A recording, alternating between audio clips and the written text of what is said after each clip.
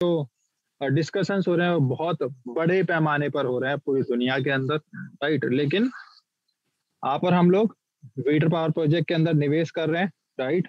तो इसका क्या इम्पैक्ट होने वाला है, तो एक बार हम लोग एक बार नेगेटिव साइड्स वाली नेगेटिव थॉट्स को एक बार देख लेते हैं कि किसको ऐसा लगता है कि यहाँ पर इसका बुरा असर पड़ सकता है। ओके, सो प्लीज एक बार हैंड रेज कीजिएगा जो भी नेगेटिव सरकमस्टांसेस या नेगेटिव डिस्कशंस जो करते हैं इन्वेस्टमेंट को लेके, राइट। और फिर हम लोग आगे के सेशंस को आगे बढ़ाएंगे। बहुत बढ़िया सर। और इनके साथ ही जो लोग फर्स्ट टाइम अटेंड कर रहे हैं जूम सेशन को, वो लोग भी जल्दी से अपना हैंड रेज कर सकते हैं। और सभी को मैं रिक्वेस्ट करूंगा बॉस, सभी को मैं रिक्वेस्ट करूंगा कि प्लीज आज के सेशंस को मिस ना करें। अपने ग्रुप्स के अंदर एक बार जूम मीटिंग के जितने भी स्ट्रेंथ है इसको स्क्रीनशॉट लेके आप शेयर कीजिए, सो दैट ज्यादा से ज्यादा लोग आज के सेशन के अंदर पार्टिसिपेट कर पाए।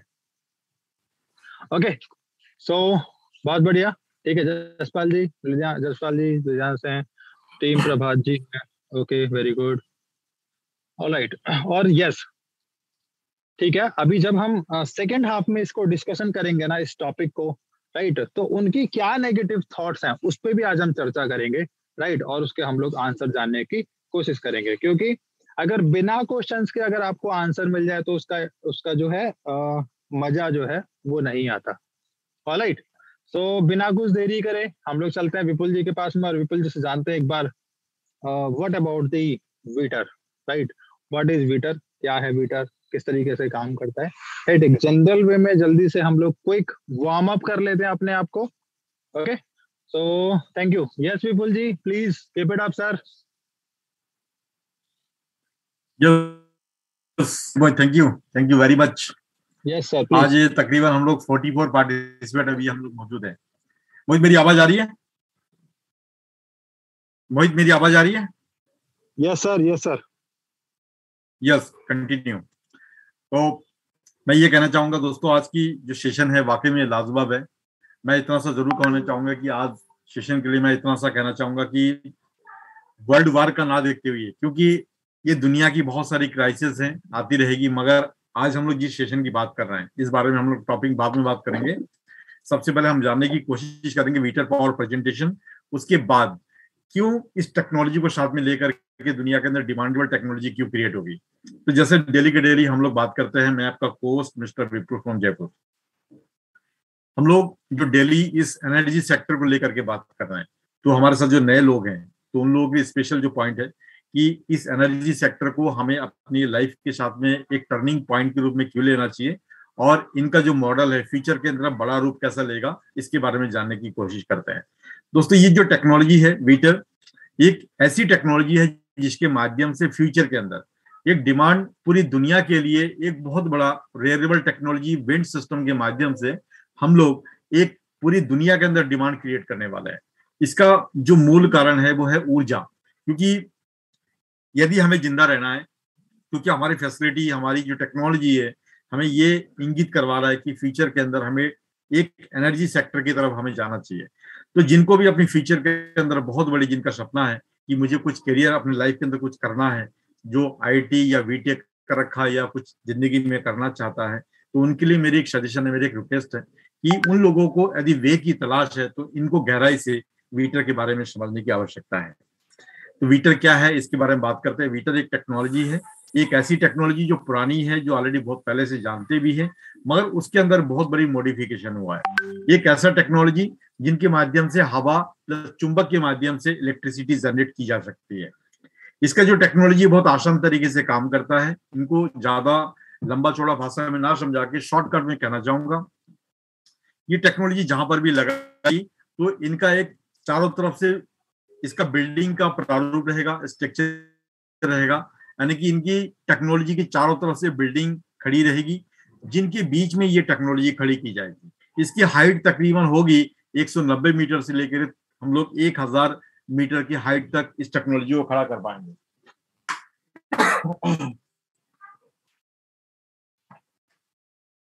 यदि इस टेक्नोलॉजी के अंदर सबसे जो इंपॉर्टेंट पार्ट है, ये केवल अकेला इलेक्ट्रिसिटी बनाने के लिए इस टेक्नोलॉजी को खड़ी नहीं की जाएगी। इनके साथ में एक काम दूसरा है रियल एस्टेट का प्रोजेक्ट है जो चारों तरफ से इनका खड़ा रहेगा। तो जिससे क्या इनको सपोर्ट प्लस टेक्नोलॉजी की बदौलत इसकी जो ग्रिड सिस्टम के अंदर इनकी जो चारों तरफ से इनका जो पार्ट है रियल एस्टेट का, उसके अंदर इसकी जितनी भी इलेक्ट्रिसिटी जनरेट की जाएगी उसका 50% उसके अंदर सप्लाई की जाएगी और बाकी का 50% इसका अदर ग्रिड के अंदर सप्लाई की जाएगी। सिस्टम काम करने का तरीका बहुत आसान है, ऐसा समझ सकते हैं। जैसे ये टेक्नोलॉजी खड़ी की जाएगी तो आप इनको ऐसा करके आप देख सकते हैं कि कैसा करके ये काम करेगा। इसका काम करने का जो प्रारूप है बिल्कुल डिफरेंट है, यानी कि रियल एस्टेट के प्रोजेक्ट के चारों तरफ से इनकी जो टेक्नोलॉजी है बीच में एक रॉड के साथ में पंखुड़ियां जुड़ी रहेगी जो हवा के डायरेक्शन के तहत यहाँ पर मूवमेंट का काम करेगा।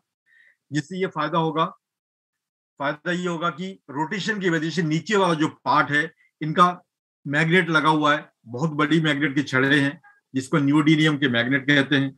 उस मैग्नेट की बदौलत यहाँ पर इलेक्ट्रिसिटी जनरेट होती रहेगी। इसकी जो कैपेसिटी है 1 मेगावाट से लेकर 300 मेगावाट तक की है, ये इनकी सबसे बड़ी खूबी है। और दूसरी बात, इनका जो टेक्नोलॉजी है ये हवा किस तरीके से इनका प्रारूप के अंदर काम करता रहेगा ये डायरेक्शन आपको दिख रहा होगा। उसी के अंदर इसकी सबसे दूसरी जो पार्ट है विंडो का काम है हवा की दिशा को कंसंट्रेशन यानी कि मात्रा को एक कंसंट्रेशन दिशा की तरफ मूवमेंट करवाना, जिसके तहत ये काम करके ये ऊपर वाली जो पंखुड़ियां है घूमने का काम करता रहेगा और इलेक्ट्रिसिटी यहाँ पर कंटिन्यू जनरेट होता रहेगा। यदि ये जो पॉइंट है, यदि ये चीज आपको क्लियर हो रही है तो इस पॉइंट के पीछे एक ही कारण है, हवा प्लस चुंबक ये दोनों के माध्यम से हम लोग कंटिन्यू यहाँ से इलेक्ट्रिसिटी जनरेट कर पाएंगे। इसका रोटेशन का जो प्रारूप है इस तरीके से आप देख पाएंगे और इसी सिस्टम से ये काम करता रहेगा। दोस्तों मेरा ये कहने का मतलब कि सिद्धांत इसकी जो पॉसिबिलिटीज लगाने की कहाँ पे हैं, लगाने की जो जगह है गवर्नमेंट पब्लिक एरिया जहां भी इसकी डिमांड होगी हर जगह पर इनको हम लोग लगा पाएंगे। यहां तक कि डिमांड ऐसी कोई जगह नहीं होगी जहां पर इस टेक्नोलॉजी इस एनर्जी की डिमांड ना हो।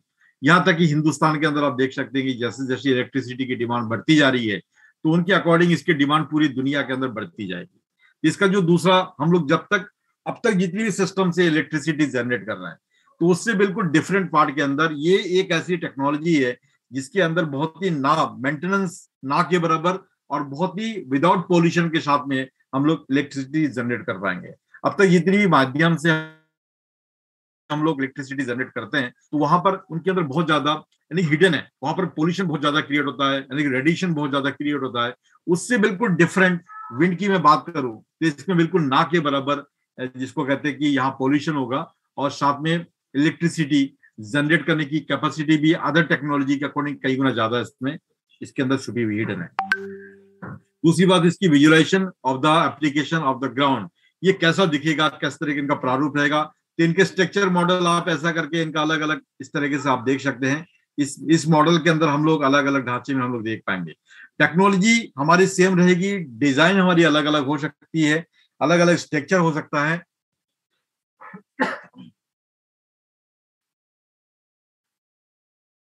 मगर टेक्नोलॉजी हमारे बीच में सेम रहेगी। इसी प्रारूप में हम स्ट्रक्चर को हम पहचानने की कोशिश करेंगे। जैसे जैसे आगे हम लोग नई स्ट्रक्चर के साथ में टेक्नोलॉजी को लगाते जाएंगे वैसे वैसा हमारा टेक्नोलॉजी सेम काम करेगा मगर डिजाइनिंग अलग अलग होंगी। विंड इज एवरीवेयर, हवा हर जगह पे है तो इसको हम लोग हर जगह पे दुनिया में लगा सकते हैं, क्योंकि हवा और एनर्जी दोनों दुनिया के अंदर हर जगह पे हवा की जरूरत पूरी दुनिया में हर जगह मौजूद है और एनर्जी हर जगह पे इनको हर इलेक्ट्रिसिटी पूरी दुनिया के अंदर एक डिमांड का पार्ट है। तो मैं समझता हूँ कि ये दुनिया के अंदर हर जगह पे जहां जो डिमांड होगी वहां हर जगह पे हम इसको लगा पाएंगे। तो इसके एक ब्रॉडकास्ट सिस्टम, ऑनलाइन ब्रॉडकास्ट आप यहाँ पर देख पा रहे होंगे कि यहाँ लाइट ही जल रही है। ये कोई इसके अंदर बिजली का तार लगा हुआ नहीं है, एक प्रोटोकॉल है, डेमो पार्ट है जहां पर ऑलरेडी आपको ये दिखाया जा रहा है कि ये जो चीज आप यहाँ पर आज महसूस कर रहे हैं, देख पा रहे हैं, ये फ्यूचर के अंदर ये टेक्नोलॉजी जैसे जहां पर भी बड़ी बड़ी बिल्डिंगें लगेगी तो वहां पर आप ये टेक्नोलॉजी देखने को आपको मिल जाएगा। हमारा डेनिस का जो है मानना है कि ये जो विंड जो टेक्नोलॉजी है, जो वीटर हमारे टेक्नोलॉजी है, ऐसी कोई कॉम्प्लेक्स हो, ऐसी कोई सिटी प्लस ऐसी कोई बड़ी बड़ी हाइपर सिटी के अंदर ऐसी कोई जगह नहीं होगा जहां पर ये फीचर के अंदर हम इस टेक्नोलॉजी को ना लगा पाए। आपने देखा होगा पवन चक्की को, आपने सुना होगा, देखा होगा कि वहां पर सबसे बड़ी हमारी जो डिफरेंट पार्ट क्या है उसको हम लोग पूरी सिटी के अंदर क्यों नहीं लगा सकते हैं। यदि उनको लगाते हैं तो उसके अंदर बहुत सारी हिडन है, उसके अंदर बहुत बड़ी रेयर केस है, क्योंकि उसकी पंखुड़ी इतनी लंबी लंबी होती है, इतनी बड़ी बड़ी होती है कि हम सिटी के अंदर तो उसको लगा ही नहीं सकते, क्योंकि आपको पता है कि उसके अंदर बहुत सारे जैसे पक्षी वगैरह है, उसमें काफी कुछ घायल भी हो जाते हैं, मर भी जाते हैं। मगर उसके अंदर बहुत बड़ी प्रॉब्लम है कि उसको सिटी के अंदर इसलिए नहीं लगा सकते हैं क्योंकि उसके अंदर टूटने की, मेंटेनेंस की, प्लस उसके अंदर बहुत सारी दुर्घटनाएं भी छुपी हुई है जिसको हम लोग सिटी के अंदर नहीं लगा सकते हैं। इसलिए बहुत जल्दी बड़े लेवल पे, बड़े लैंड जहां पर जमीनें खाली पड़ी है, हम लोग वहां पे उसको लगाते हैं। मगर उसकी अकॉर्डिंग मैं वीटर की बात करूं, ये पूरी सिटी के अंदर भी हम लोग जिस बिल्डिंग के साथ में मिलकर के इसको लगा सकते हैं। और इस तरीके से प्रारूप में जब उस सिटी के अंदर सपोर्ट के रूप में बिल्डिंगें खड़ी रहेगी तो किसी भी तरीके से यहाँ पर मेंटेनेंस ना के बराबर होगी।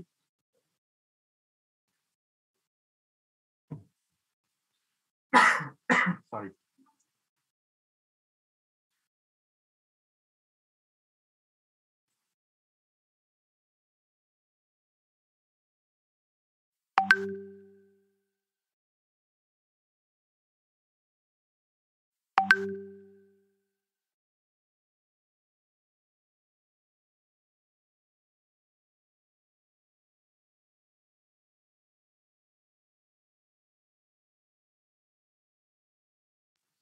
विपुल जी अनम्यूट कीजिए एक बार अपने आप को, just wait for a minute. Yes Vipul ji please. Okay, sorry sorry. Okay, तो ये जो प्रारूप है आप जो देख पा रहे हैं, ये ढांचे के अकॉर्डिंग हमारे चलता रहेगा। इससे फ्यूचर के अंदर हम इस तरीके की बिल्डिंग के अंदर ऐसी टेक्नोलॉजी हम लोग देख पाएंगे।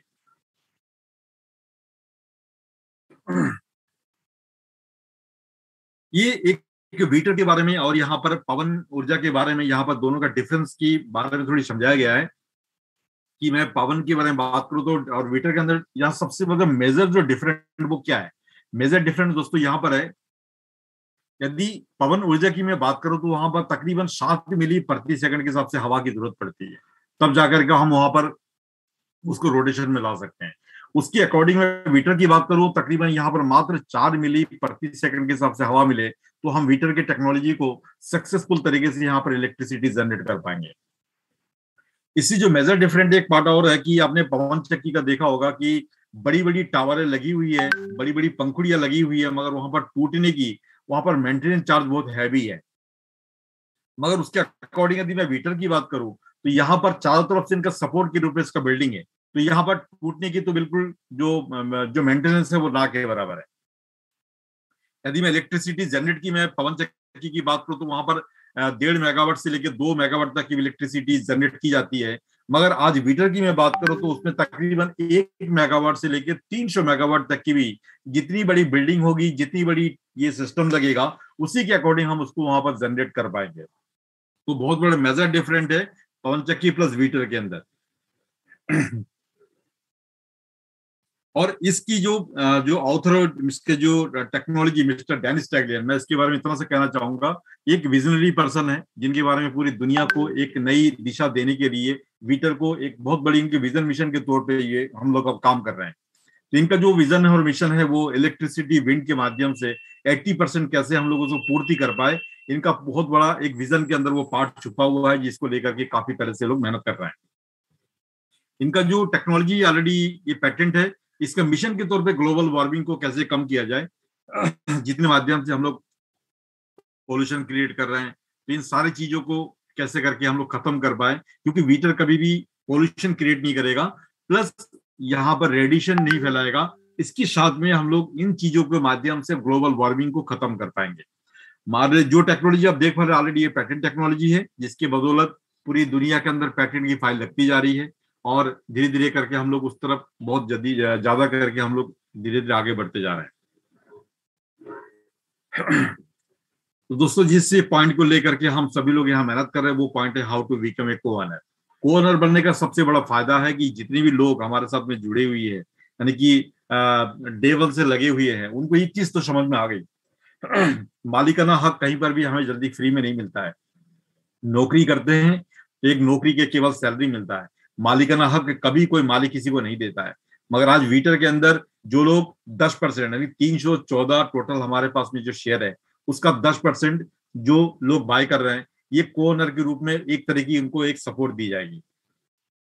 जितना जिनके पास में शेयर रहेगा उसी के अकॉर्डिंग उनको प्रॉफिट लाइफ टाइम मिलता रहेगा। जब भी हमारा लाइसेंस बिकेगा, प्रोजेक्ट लगेगा, जब भी पहला लगे या दूसरा, तीसरा, हजारों लाखों जितने भी प्रोजेक्ट लगे, तो उसका शेयरिंग जो प्रॉफिट होगी वो इन जो अभी जो जिसको को ओनर कहते हैं, उस को ओनर के अंदर वो शेयरिंग प्रॉफिट लाइफ टाइम उसको मिलता रहेगा।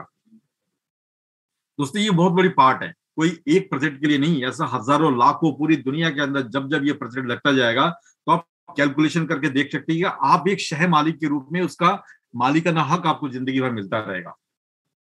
ये अपने आप में बहुत बड़ी बात है जो मैं बता रहा हूं आपको, इसको समझने की आवश्यकता है। एक फैक्ट्री का मालिक एक आदमी हो सकता है, एक फैक्ट्री का मालिक केवल एक फैक्ट्री की इनकम ही कमाता है, मगर यदि यही चीज पूरी दुनिया के अंदर ये टेक्नोलॉजी लगता जाए और कह दिया जाए कि आपको इसका मालिकाना हक, जहां जब ये प्रोजेक्ट लगेगा इसका जो भी रेवेन्यू जनरेट होगा उसका मालिकाना हक शेयर के रूप में आपके पास में जितना होगा उसी के प्रारूप आपको इनकम मिलता रहेगा। ये अभी इनकम आपको छोटी दिख रही होगी, जब ये इनकम आने लगेगा तब आपको समझ में आएगा ये कितनी बड़ी इनकम हम फ्यूचर में जनरेट करने वाले हैं। क्योंकि मालिकाना जो इनकम होगी उस समय केवल दोस्तों ये केवल एक मॉडल नहीं रहेगा, एक ब्रांड बन चुका होगा, और ब्रांड की इनकम जिस दिन आपके घर में आने लग जाए तो उसका अंदाजा आप लगा सकते हैं कि कितनी बड़ी इनकम पब्लिसिटी हो सकती है। ये डिविडेंड फंड का एक प्रारूप है, जब ये लिस्टिंग होगा उसके बाद में डिविडेंड फंड का एक प्रारूप रहेगा। सबसे पहले तो प्री आईपीओ, उसके बाद में आईपीओ, फिर लिस्टिंग के बाद में शेयर, तो डिविडेंड फंड उसके बाद में जितना आपके पास शेयर रहेगा उसी के अकॉर्डिंग आपको इनकम जनरेट होती रहेगी। ये लाइफ टाइम की पैसिव इनकम का एक बहुत बड़ा खजाना है। डिमांड की बात करूं, डिमांड तो आपको मैंने बता ही दिया है। जब पूरी दुनिया के अंदर जब इलेक्ट्रिसिटी मकान के अंदर जब बीच में टेक्नोलॉजी लगा करके जब खड़ी होगी तो इसका मैं कितना बताऊं कि यूटिलिटी पहले की अकॉर्डिंग अभी यूटिलिटी बढ़ती जा रही है इलेक्ट्रिसिटी की। तो हमारे घरों में जब यूटिलिटी बढ़ती जा रही है तो दुनिया को भी ऐसी यूटिलिटी की जरूरत है। तो अभी हमारे पास उतनी प्रोडक्शन की कैपेसिटी इतनी है नहीं। तो आप समझ सकते कि जैसे सोलर की मैं बात करूं तो सोलर में बहुत ज्यादा डिफरेंट है, क्योंकि उसमें पूरे दिन भर के अंदर हम इलेक्ट्रिसिटी तो जनरेट कर सकते हैं मगर रात को नहीं कर सकते हैं।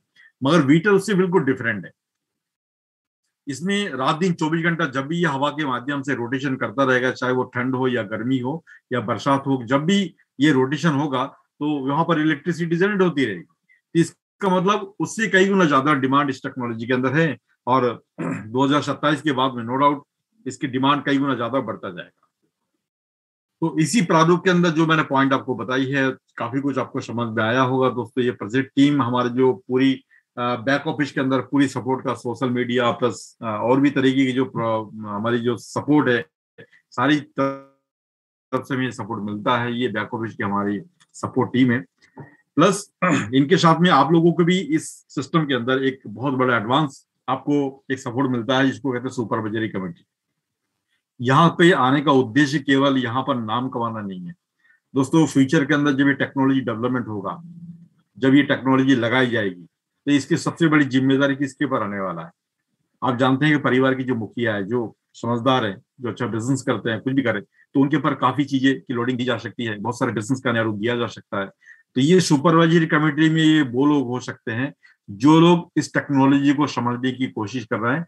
तो सिलेक्टेड वही लोग होंगे जो फ्यूचर के अंदर इसको डेवलपमेंट करने का महत्वपूर्ण रोल अदा करने वाले हैं। तो यहाँ पर ये कोई मामूली चेहरा नहीं है। फ्यूचर के अंदर यहाँ पर आना भी आपके लिए बहुत, हमारे लिए बहुत टफ का, मतलब बहुत कड़ी मेहनत का एक सिस्टम हो जाएगा, जिसके अंदर आसान तरीके से हम लोग यहाँ पे नहीं आ सकते हैं।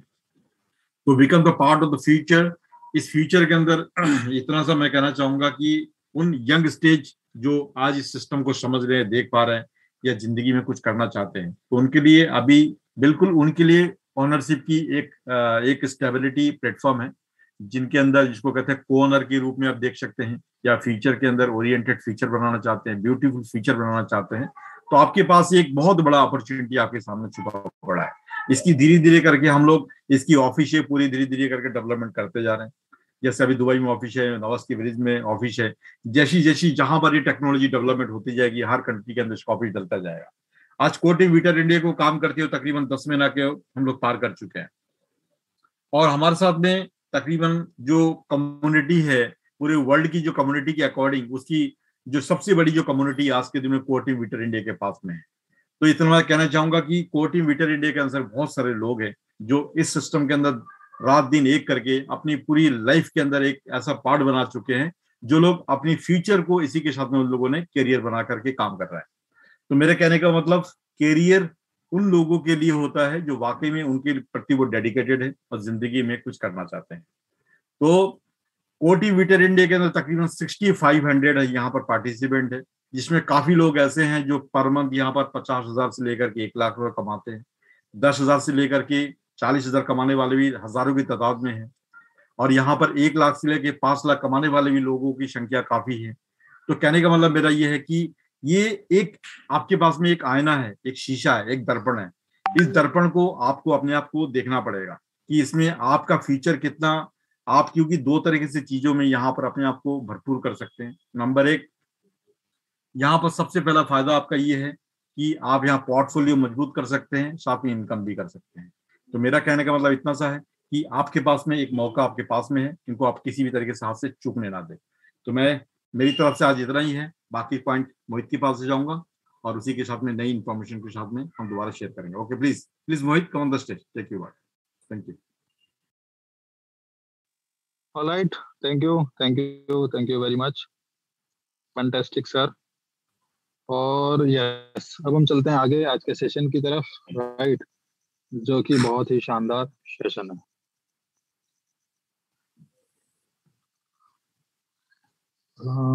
वेट,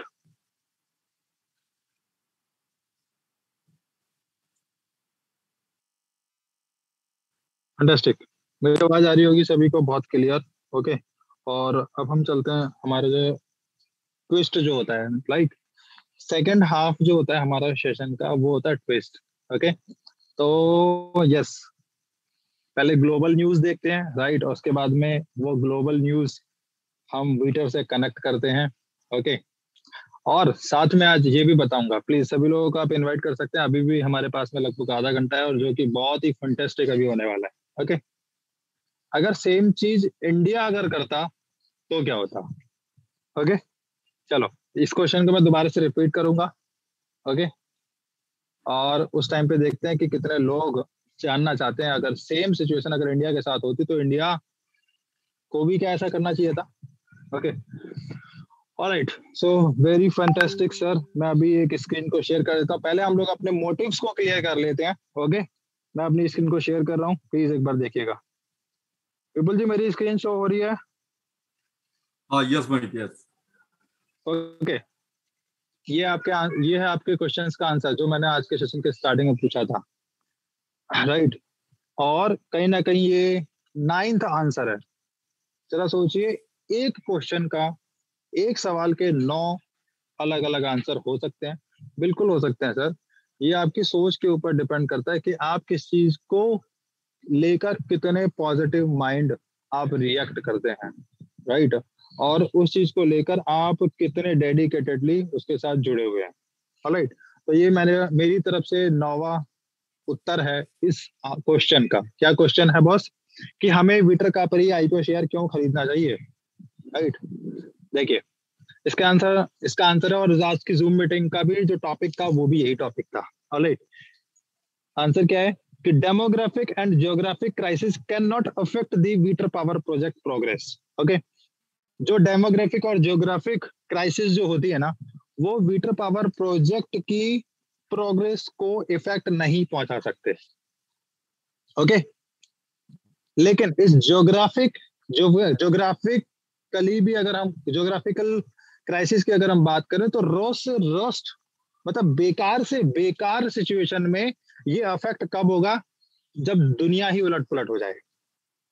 विपुल जी ठीक है? ऑलराइट, मेरी आवाज सभी को अच्छे से आ रही होगी। ओके, लेकिन ये वॉर, राइट, और ये चीज आपको ही पता है, सब पूरी दुनिया को पता है कि बॉस 3rd वर्ल्ड वार नहीं हो सकता, राइट। 1st वर्ल्ड वार हुआ, सबने देखा, सबने इवन देखा क्या, जो पुराने लोग हैं उन्होंने देखा भी, उन्होंने पार्टिसिपेट भी किया, इवन इंडिया तक ने पार्टिसिपेट किया था वर्ल्ड वार 1, 2 में।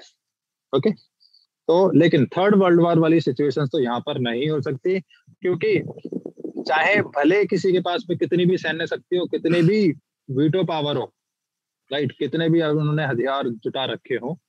लेकिन सबसे बड़ी बात यह है, थर्ड वर्ल्ड वार की जो सिचुएशंस क्रिएट हो सकती है ना, वो कैसे हो सकते हैं, जब अमेरिका और यूरोप एक साइड चला जाए, राइट, और रशिया चाइना इंडिया एक साइड चले जाए। ये तभी पॉसिबल है, मतलब कि रशिया और एशिया, एशिया सेंट्रल एशिया पूरा का पूरा एक साइड, और यूरोप और अमेरिका एक साइड, ये तभी पॉसिबल है, अदरवाइज पॉसिबल भी नहीं है। ओके, एक चीज। दूसरी चीज मैं बताना चाहता हूँ यहाँ पर, एक सबसे बड़ा जो लॉजिकल आंसर है वो है इस प्रोजेक्ट की ग्लोबल डिमांड, राइट। क्यों मैं बोल रहा हूँ कि ग्लोबल डिमांड है बस, क्योंकि इलेक्ट्रिसिटी की डिमांड है दुनिया के अंदर, इस प्लेनेट के ऊपर हर इंसान जिसके अंदर दिमाग है, जो सोच सकता है, उसको इलेक्ट्रिसिटी की जरूरत है, राइट। चाहे वो कितने भी पिछड़े से पिछड़े इलाके में क्यों ना रहता हो या जीता हो, लेकिन उसको भी इलेक्ट्रिसिटी के बारे में पता होता है। चाहे एक ऐसा भी इंसान जिसने इलेक्ट्रिसिटी कभी देखी ना हो, लेकिन फिर भी वो इलेक्ट्रिसिटी के बारे में जानता है। तो इसलिए इसकी जो डिमांड है वो ग्लोबल डिमांड है, राइट। किन्हीं आपस में दो कंट्री के बीच में कोई वार जैसी सिचुएशन या वॉर होना, राइट, तो वो इस टेक्नोलॉजी के ऊपर इफेक्ट नहीं करेगा। क्यों? क्योंकि ये जो प्रोजेक्ट है बॉस, वो प्रोजेक्ट जो है वो यूक्रेन से बिलोंग नहीं करता, रशिया से बिलोंग करता है। रशिया अपने आप में वीटो पावर है, राइट। और यस, एक चीज, दूसरी चीज मैं बताना चाहता हूँ कि वीटो पावर प्रोजेक्ट का जो मेन ओरिजिन ऑफिस है वो नोवसिबिर्स्क रसिया है, right, first of all. Second चीज मैं बोलना चाहूंगा, अभी रिसेंटली लास्ट मंथ जनवरी मंथ में इन्होंने अपना दुबई में भी सेटल डाउन किया है। इन केस ये, हालांकि जो मैं बात कर रहा हूँ वो 0.01% से भी उसके कम चांसेस है कि रशिया पूरा का पूरा बर्बाद हो जाए, राइट। उस केस में भी क्योंकि डैमेज जो है वो पूरी तरीके से, अभी आप देखते भी होंगे सभी के सभी वीडियोस वगैरह, clips, and most of the staff, right, जो टेक्निकल स्टाफ है वो भी दुबई के अंदर उन्होंने शिफ्टिंग कर दिया है, राइट। और इसके ऊपर इसीलिए इफेक्ट नहीं पड़ेगा, ओके। और जिस टेक्नोलॉजी में, जिस तकनीक में आप और हम लोग जो निवेश कर रहे हैं वो गारंटेड सक्सेसफुल होगी ही होगी, ऑलराइट। क्योंकि अभी जितने भी वीटर के जो एडमिनिस्ट्रेटिव ऑपरेशंस हैं, राइट, वो सभी के सभी दुबई से ऑपरेट हो रहे हैं। विपुल जी, ठीक है? Okay okay, alright. Okay okay, ये तो हो गया एक पार्ट, राइट। ये आपका आंसर है, लेकिन इसको मैं अभी और ज्यादा एलेबोरेट करूंगा। लेकिन एक हम लोग एक फैक्ट शीट के ऊपर बात करने वाले हैं, जो कि है ट्रांसपेरेंट फाइल होती है, ओके। जो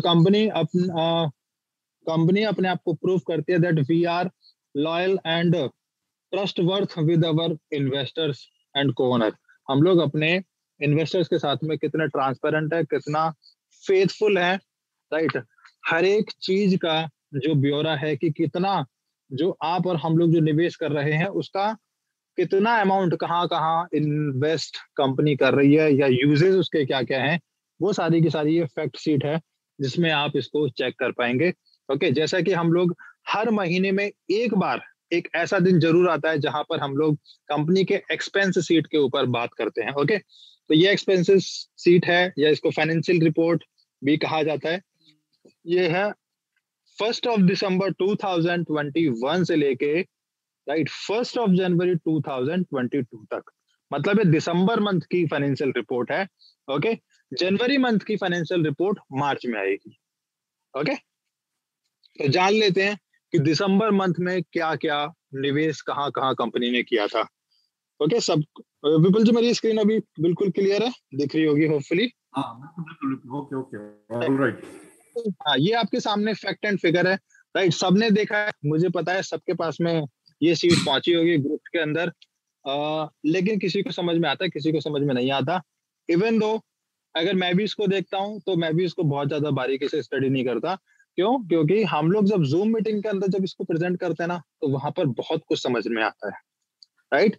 पता सब कुछ है कि हाँ फाइनेंशियल रिपोर्ट आ गई दिसंबर की, बस ठीक है, बहुत बढ़िया। लेकिन उसके अंदर क्या क्या है वो अभी हम सब लोगों को जूम मीटिंग के अंदर पता लगने वाला है, okay. In the form of taxes, right. Financial report के अंदर कि दिसंबर मंथ में इन्होंने कितना टैक्स पे किया था, राइट, वो आप देख पाएंगे। मैं बिल्कुल डिजिट्स में बात करूंगा, राइट। 40874 मीन्स 40,874 रूबल्स है बॉस। ये जितनी भी कैलकुलेशंस आप देख रहे हैं ये सब रूबल्स के अंदर है। इक्विपमेंट के अंदर इन्होंने 2000623 निवेश किया। निवेश in the sense equipments buy किए इतना अमाउंट का। ओके, करंट एक्सपेंसेस उस मंथ के जो करंट एक्सपेंसेस थे वो क्या थे? 274,404.81 rouble. Rent of space, right. दुनिया में ये जहां जहां भी रेंट पे कर रहे हैं, चाहे वो इंडिया हो, चाहे वो रशिया हो, राइट, चाहे वो वियतनाम हो या फिर दुबई हो, वट एवर, राइट, उसका है 386042.69 रूबल। Website development, right. यहाँ पे कुछ लोग पूछते होंगे कि सर हर महीने वेबसाइट डेवलपमेंट का क्या होता है? ये तो वेबसाइट बन चुकी, हर महीने वेबसाइट डेवलपमेंट का फंड रेज करते हैं ये लोग, इसका क्या पर्पज है? ओके, तो बस ये प्रोजेक्ट है, करंट फैक्ट एंड फाइल्स पर ये काम होता है इसके अंदर, राइट। और हमेशा अपडेटिंग मोड पर ये चीजें आप देखते होंगे, राइट। काउंटर चलता है, सब चीजें चलती हैं, राइट। और सबसे बड़ी बात, जितना आपको बैक ऑफ वेबसाइट के ऊपर दिखता है ना, राइट, उससे कहीं ज्यादा काम बैक ऑफिस के अंदर है। ओके, जो कि रियल फैक्ट एंड फिगर्स पर काम होता है। पूरी पूरी एक development, website development and software development की एक टीम है, राइट। उस पर ये निवेश किया जा, दैट इज 431,000 रूबल इसका निवेश हुआ है। ट्रांसपोर्टेशन कॉस्ट, ये वो कॉस्ट है जब भी कभी मॉकअप या फिर प्रोटोटाइप एक जगह से दूसरी जगह शिफ्ट किया जाता है, या फिर दूसरे ऐसे सामान, क्योंकि अभी तो लास्ट टाइम कुछ ऑफिस वगैरह भी दिसंबर मंथ में इन्होंने सामान भेजा था, वो भी चीजें होंगी इसके अंदर। 459,959, right, roubles. CNC milling laser cutting 736,029। Material cost 751,471। Wages, right, yes please. Vipul ji, शायद आप सब, आपको याद होगा या जो हमारे पुराने सभी साथी हैं उनको पता होगा, जब हमने विटर पावर प्रोजेक्ट अब से 1 साल पहले स्टार्ट किया था, तब इसके अंदर 30 to 32 मतलब 30 से 32 लोगों का स्टाफ था इनके पास में। आज वो स्टाफ बढ़कर 61 लोगों का हो गया है, राइट। 61 यस एम्प्लॉय इसके अंदर काम कर रहे हैं। तो ये मतलब ये कह सकते हैं कि 1 साल के अंदर एम्प्लॉय स्टाफ भी इसके अंदर डबल हुआ है। ओके, तो उनकी सैलरी कितना है sir? 15 lakh rouble, 15,784 rouble. Okay, expense in Dubai, Dubai के अंदर जो एक्सपेंस हुआ वो क्या है? वो है बॉस, कितना है? 71,35,000 रूबल्स। वहां पर भी उसके अंदर करंट एक्सपेंसेस दिखा रखे हैं उन्होंने, 3,46,500 rouble. Licences, yes, licences. Okay, क्योंकि हम सब लोगों को पता है अभी रिसेंटली दुबई में इन्होंने पूरा का पूरा लीगल्स कंप्लीट किया है। तो वो जो लाइसेंसिंग लिया है दुबई से, राइट, कोऑपरेशन का या फिर यूं कहे कॉमर्शियल का, उसमें एक्सपेक्ट किया होगा इन्होंने। वह 3,46,500 rouble, sorry 11,44,000 roubles. Okay, rental house for employ of the year. ध्यान से सुनिएगा, कंपनी अपने एम्प्लॉयज को हाउसेज भी, रेंट का जो उनका जो रेंट आता है, मतलब हाउसिंग, हाउसेज भी प्रोवाइड करती है, राइट। मीन्स जो ऐसा स्टाफ जो बहुत ज्यादा दूर है, क्योंकि एक चीज ध्यान से सुनिएगा बॉस, वीटर कंपनी जो है, ये मैं बताना भूल गया था, अब काफी अब जब दिमाग में आया तो मैं बता देता हूँ।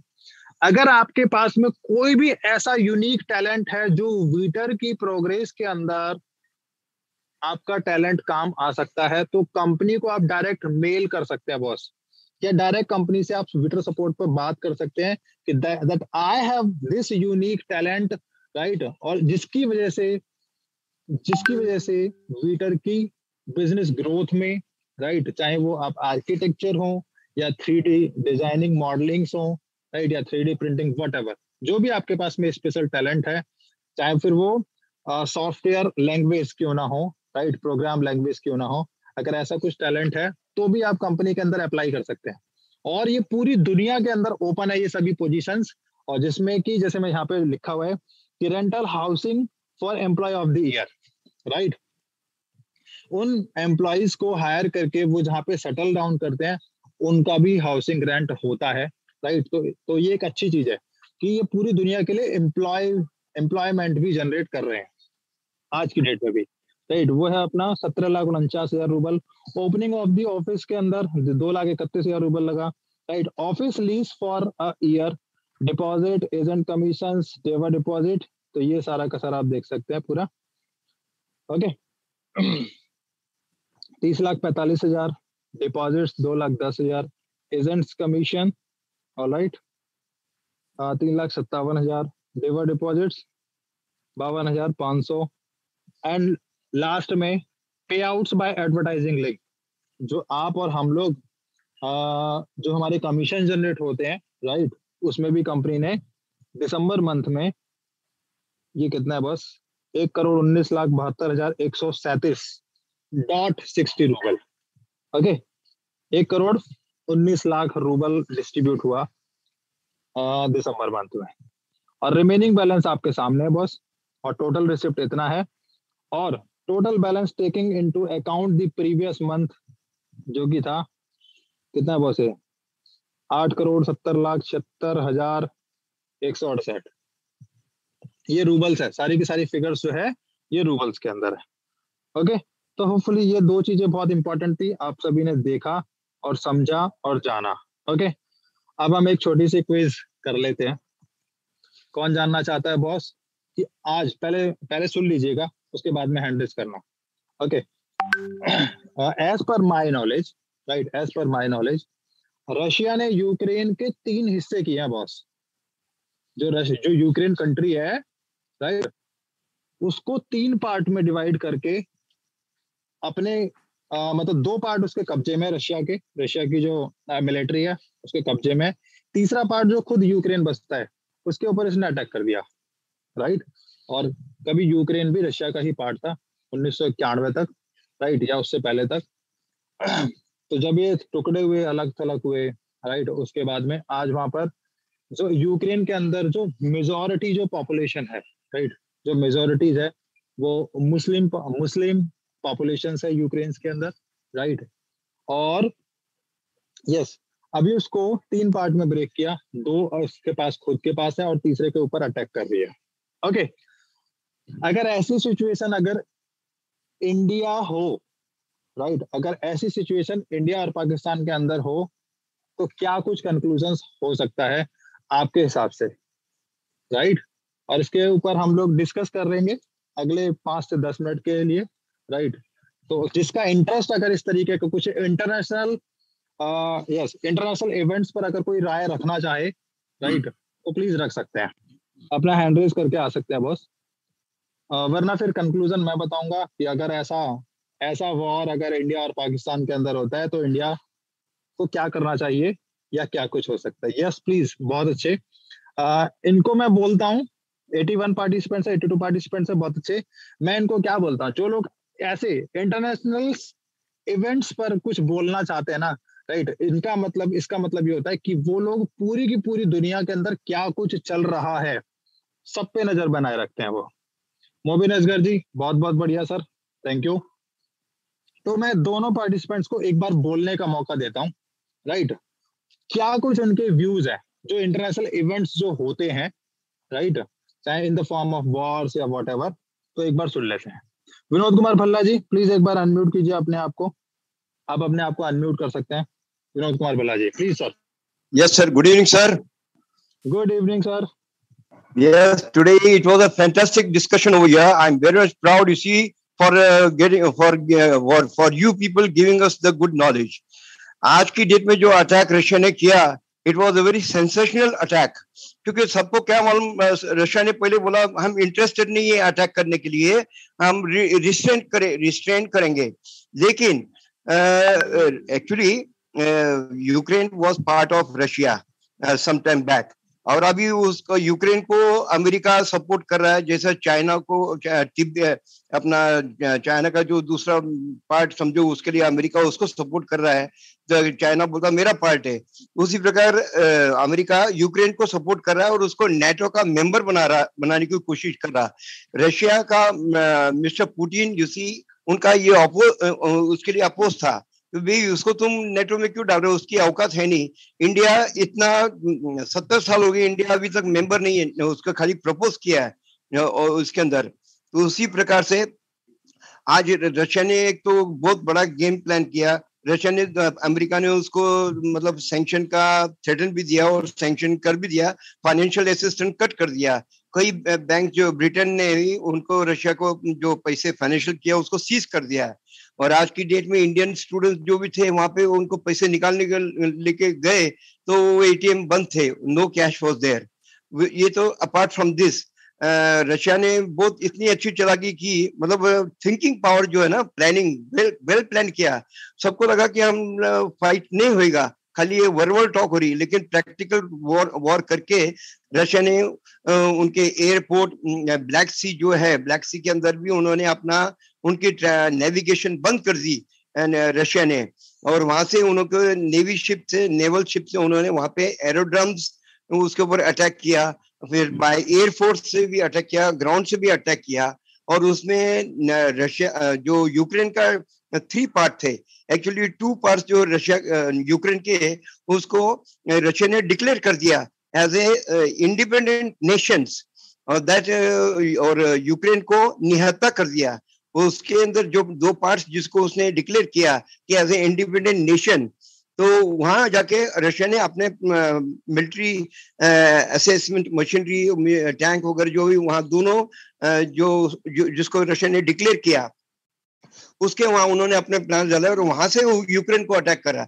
यूक्रेन एक्चुअली स्क्वीज किया गया, मतलब हाथ स्क्वीज किया, मतलब उसको निचोड़ दिया गया। Is helpless now. आज उसने इंडिया से हेल्प मांगी, प्राइम मिनिस्टर मोदी से, उनका जो ने बात किया, प्लीज हेल्प यू नेगोशिएट। तो आज 9:30 बजे Modi perhaps may talk with mister Putin, because Ukraine को या बड़ी कंट्रीज को मालूम के इंडिया के साथ रशिया के गुड बिजनेस, गुड रिलेशंस है, right from the beginning, right from India when got independent, from that day onward till date we have good relation with। अच्छा, दूसरी बात, अगर इंडिया के अंदर ऐसा कुछ कियास होता तो इंडिया तो डेफिनेटली कुछ कर सकता था अपना, क्योंकि इंडिया की पावर, वर्ल्ड की जो मिलिट्री पावर है, 4th है इंडिया वर्ल्ड के अंदर। India is the 4th this thing strong power you see in military, next to Russia, America and European countries like that। Britain तो कुछ भी नहीं इंडिया के सामने, for example. But had it been happened this situation in Pakistan, it would have been destroyed definitely। So ये फर्क है। India के अंदर कुछ होता ऐसा तो इंडिया के अंदर इंटेलिजेंस इतनी है, इंडिया भी क्लेवर है, वैसा वॉरियर इंडिया का पहले से वॉर का सिस्टम उनको मालूम है। First war, world war, second world war में इंडिया ने पार्टिसिपेट किया, तो उनको मालूम कौन से टैक्स क्या है। उसके अलावा शिवाजी जो गोरिल्ला वॉरफेयर करते, Shivaji the great guerrilla warfare करते थे, उनको वो भी टैक्स मालूम है। तो किसको कहाँ पे क्या अटैक करना, ये सब उनको मालूम है। तो प्रैक्टिकल जैसा पुतिन ने किया, सबको सरप्राइज कर दिया उन्होंने।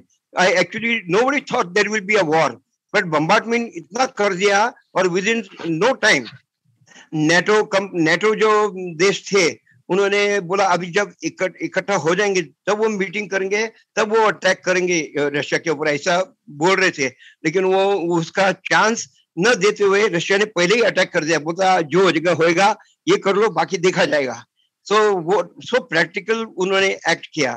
सो this is the effect, the story today. कल क्या होएगा कुछ बोलते नहीं आता, but this is the situation. Thank you sir. Thank you Vinod ji, बहुत अच्छे मार्गदर्शन किया। ओके, हाँ, एक चीज मैं बोलना भूल गया था boss. So now Modi become the global leader, right. ये एक बहुत अच्छी न्यूज है, ओके, जिसको मैं बोलना बीच में भूल गया था कि जब कहीं से कुछ ना दिखे, राइट, दूसरे के बहकावे में आप लड़ाई के लिए तैयार हो जाओ, और जब मदद मांगने का समय आए, राइट, तो जिसके बहकावे में आपने लड़ाई शुरू की थी डिप्लोमेटिक तरीके से, राइट, और आज वो वार में चेंज हो गई है, तो इट मीन्स किसी के बहकावे में नहीं आना चाहिए। मैं तो बस ये बोलूंगा, क्योंकि जिनके भरोसे यूक्रेन आगे बढ़ा था, राइट, लड़ाई के लिए, वो अमेरिका, राइट, वो अमेरिका और जो नाटो, यस, नाटो पावर जो कंट्रीज होती हैं, राइट, तो उन्हीं के भरोसे वो आगे बढ़ा था, ऑलराइट, और अभी वो सबके सब पीछे बैक फुट पर है। और रही बात अमेरिका की, तो अमेरिका का तो जग जाहिर है, उन्होंने अफगानिस्तान में रूल किया, क्या उसका निष्कर्ष निकला वो सबके सामने। उन्होंने वियतनाम में रूल किया वहां की सिचुएशंस को कंट्रोल करने के लिए, उसका भी कोई निष्कर्ष नहीं निकला। उल्टा अमेरिकन जो उनकी मिलिट्री थी उसी को ही नुकसान हुआ, पैसा खर्च हुआ, अंत में रिजल्टेंट उसका 0 है। ओके, एक चीज। दूसरी चीज मैं बताना चाहता हूँ, यस विनोद जी शायद कुछ और बोलना चाहते हैं एक बार और। मोविन असगर जी आपके पास भी आ रहा हूँ बस, प्लीज सर एक बार। विनोद जी प्लीज आप अनम्यूट कर सकते हैं एक बार और। Vinod ji, Vinod Kumar Bhalla ji please. Sir America को तो वियतनाम ने भी डिफीट कर दिया था एक्चुअली। यस यस सर, हालांकि एग्जैक्टली। इतना सुपर पावर था, Vietnam gave them a befitting reply that America was helpless. आज Yes, वो yes, तरीका। यस, और जैसा आपने बोला कि इधर यूक्रेन के बारे में बोला, यूक्रेन का तो America was trying, was tempting Ukraine, America was tempting Ukraine to be that, क्योंकि उसका वो बेनिफिट लेना चाहता था अमेरिका।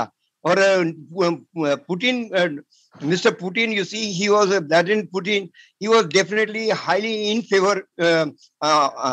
मतलब he was opposing this. उसने अमेरिका को बार-बार वार्न किया, भाई you don't do these things which is not suitable for him.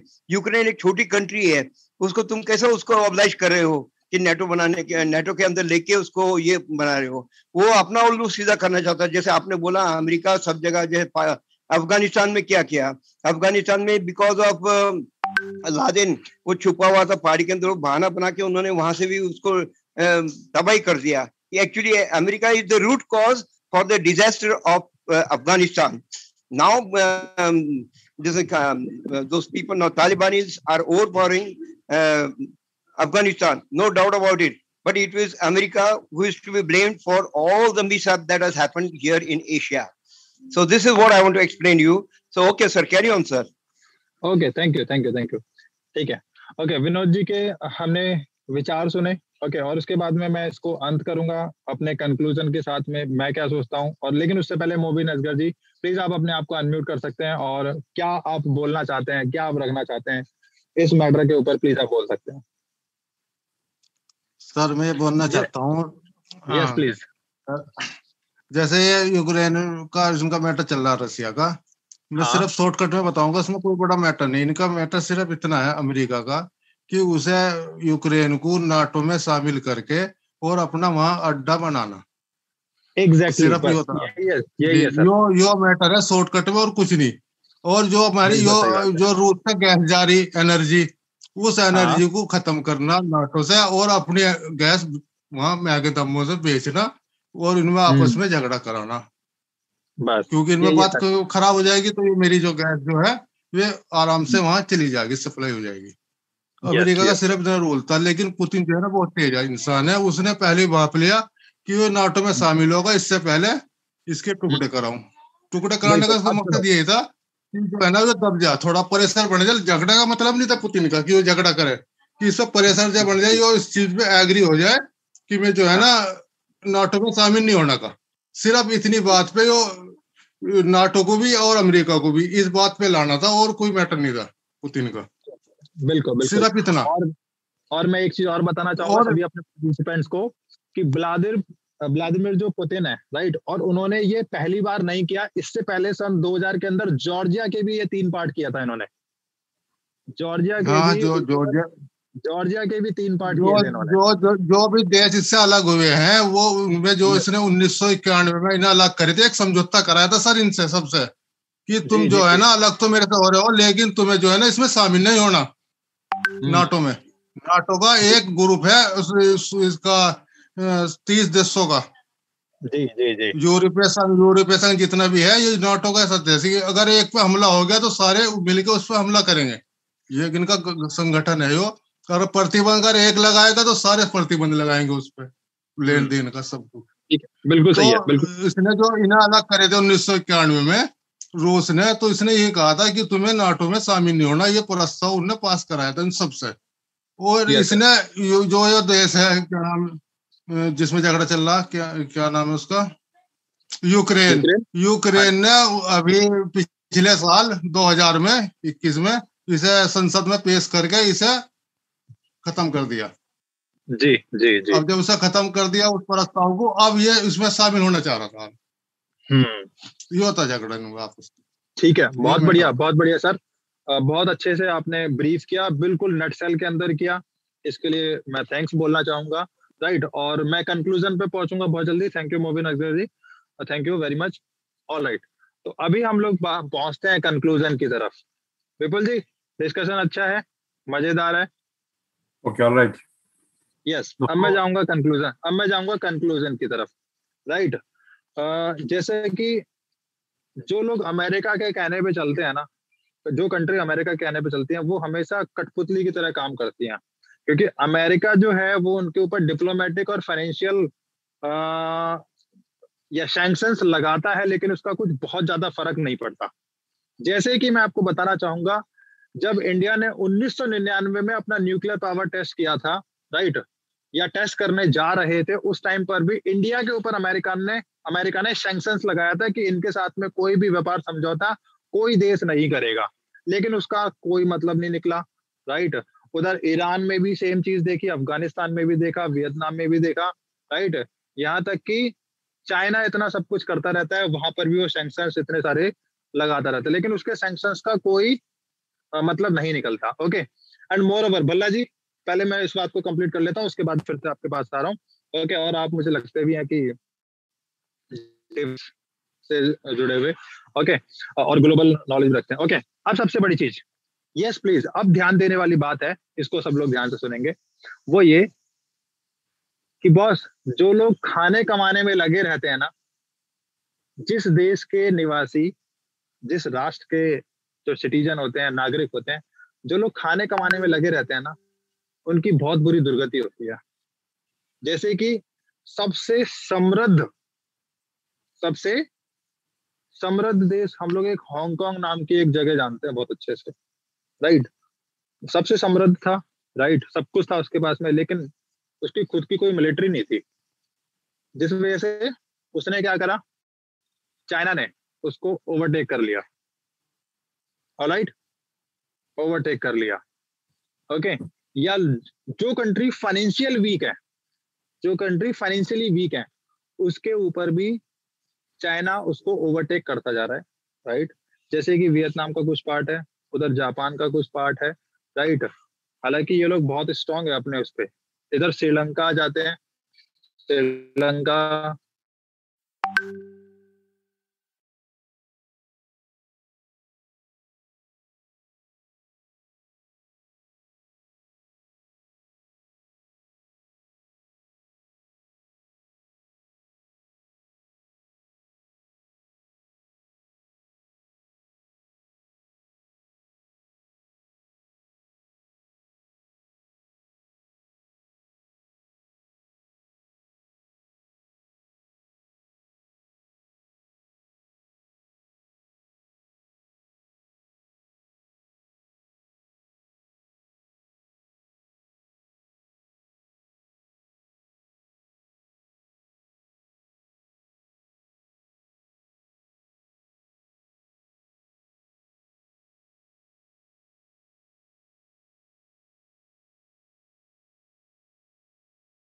सीमाएं सुरक्षित होंगी ना, किसी भी देश का जो उन्नति है, किसी भी देश की जो उन्नति है ना, जो प्रोग्रेस है, वो उसकी मिलिट्री पावर के ऊपर डिपेंड करता है कि वो लोग कितनी सशक्त तरीके से अपनी सीमाओं की रक्षा करते हैं दुश्मन से। ओके, अदरवाइज कोई भी चींटियों की तरह मसल के चला जाता है, राइट, क्योंकि जिनकी खुद की डिफेंस सिस्टम नहीं होता, डिफेंस पावर नहीं होता, वो लोग, वो ऐसे देश कब खत्म कर दिया जाता है कुछ भी पता नहीं लगता। ऑलराइट, अब एक लास्ट चीज, जैसे आज रशिया, मैं विनोद जी आऊंगा बस एक सेकंड के अंदर, राइट। जैसे आज रशिया ने यूक्रेन के साथ किया, उसको 3 पार्ट में डिवाइड किया, राइट। 2 पार्ट खुद के पास रखे, तीसरे पार्ट के ऊपर उसकी जो राजधानी है, कैपिटल है, उसके ऊपर उसने अटैक कर दिया।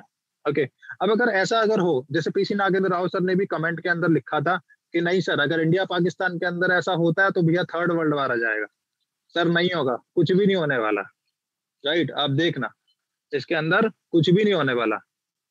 और यस, कहीं ना कहीं पाकिस्तान जो है वो है तो इंडिया का ही पार्ट, ये बात सब कुछ जग जाहिर है। ऑलराइट, और अगर इस तरीके से जैसे परेशान करते हैं और वहां पर पाकिस्तान के अंदर खुद भी ऐसे रिवोल्ट होते रहते हैं, खुद ऐसी क्रांतियां होती रहती हैं, उधर बलोचिस्तान है, सिंध है, पीओके है, तो ये लोग खुद पाकिस्तान से अलग होना चाहते हैं। और राइट, और अभी हम लोगों ने जम्मू एंड कश्मीर में 370 देखा, राइट, उसको खत्म करते हुए देखा। वो क्या है, वो डिप्लोमेटिक पावर है इंडिया की। और इसी तरीके से आप देखना कि 2024 या 2024 से पहले पहले तक डिप्लोमेटिकली इंडिया के पास में अभी जो पाकिस्तान ऑक्युपाइड कश्मीर है वो भी अभी आ जाएगा, और पाकिस्तान कुछ भी नहीं कर पाएगा, राइट, क्योंकि वहां के जो फॉरेन मिनिस्टर है पाकिस्तान का वो इतना बेवकूफ किस्म का है, आप उसको स्टडी करना, जाके देखना, राइट। उनकी जो ट्रीटी जो साइन हो रखी है ना, उसको वो तक नहीं पता कि क्या ट्रीटी साइन हो रखी है, किस तरीके से उसको डिप्लोमेटिकली हैंडल करना है। ओके, अगर इंडिया ऐसा करता है तो बलोचिस्तान अलग, सिंध अलग, पाकिस्तान अलग। जब पाकिस्तान बचेगा छोटा सा, तब वो इंडिया उस पर ऊपर अटैक कर सकता है इन द सेम वे जो रशिया ने यूक्रेन के ऊपर किया। और अब मैं जाता हूँ, लास्ट कमेंट है विनोद जी के पास में, फिर उसके बाद में आज के सेशन को हम लोग बाइंड अप करेंगे। प्लीज विनोद जी अपने आप को अनम्यूट कर सकते हैं सर।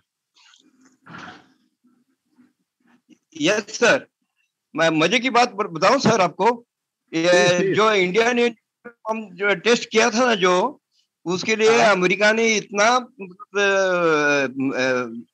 देख रेख करी थी, मॉनिटरिंग किया था कि उनके सैटेलाइट जो थे वो सैटेलाइट से इंडिया को मॉनिटरिंग कर रहे थे। जैसे आज अमेरिका ने बोला है कि रशिया के टैंक्स और ये सब सैटेलाइट से चेकअप किया उन्होंने, बॉर्डर के वहां पे इंस्टॉल किए हुए हैं। और इंडिया ने इतना मतलब टेक्निकली उनको बेवकूफ बनाया अमेरिका को कि उनका जहाँ पे न्यूक्लियर बॉम्ब टेस्ट करना था उधर उन्होंने कुछ एक साल पहले ही एक विलेज जैसा बना दिया था जैसा, और उसके ऊपर जैसा घास लगा के कैनोपी करते ना, घर बनाते हैं, वैसा घर बनाया ताकि, और वहां पे लोग आते जाते हैं ऐसा।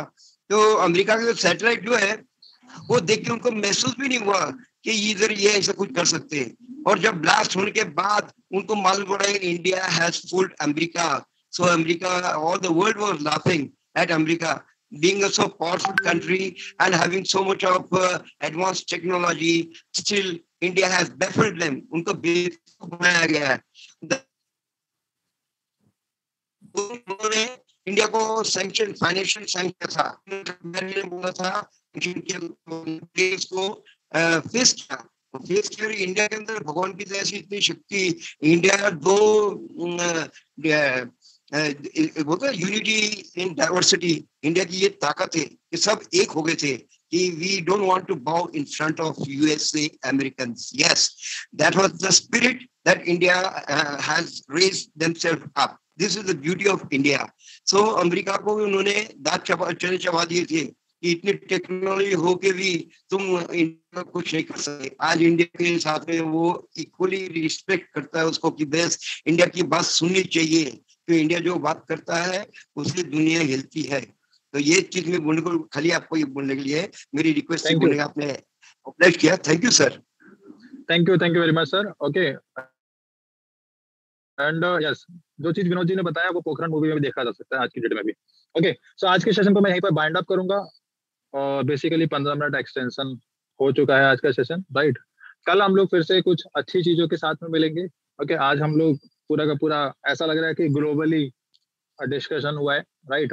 और मोर ओवर इस वॉर से विटर के ऊपर कुछ भी फर्क नहीं पड़ने वाला, राइट। इसको बोलने को तो मैं कुछ और बोलना चाह रहा था, लेकिन इसके ऊपर कोई फर्क नहीं पड़ेगा, डोंट वरी, राइट। और बहुत जल्दी स्टेज चेंज हो रही है, और स्टेज चेंज का वेट करते रहिए। बहुत जल्दी हम लोगों को मेल भी रिसीव होने वाला है, और जिनकी इंस्टॉलमेंट्स, जिनके 10 महीने पूरे कंप्लीट होने को हैं, राइट, वो प्लीज उनको आप नोटिफाई कीजिए, मेल कीजिए, मैसेज कीजिए, फोन कीजिए कि प्लीज अब ये लास्ट टाइम है, आप अपने जो इंस्टॉलमेंट्स है उसको फुलफिल करके जो आपने शेयर्स बुक किया था, रिजर्व किया था आपसे 10 महीने पहले, उसको अभी आप पूरा का पूरा करने का समय आ चुका है।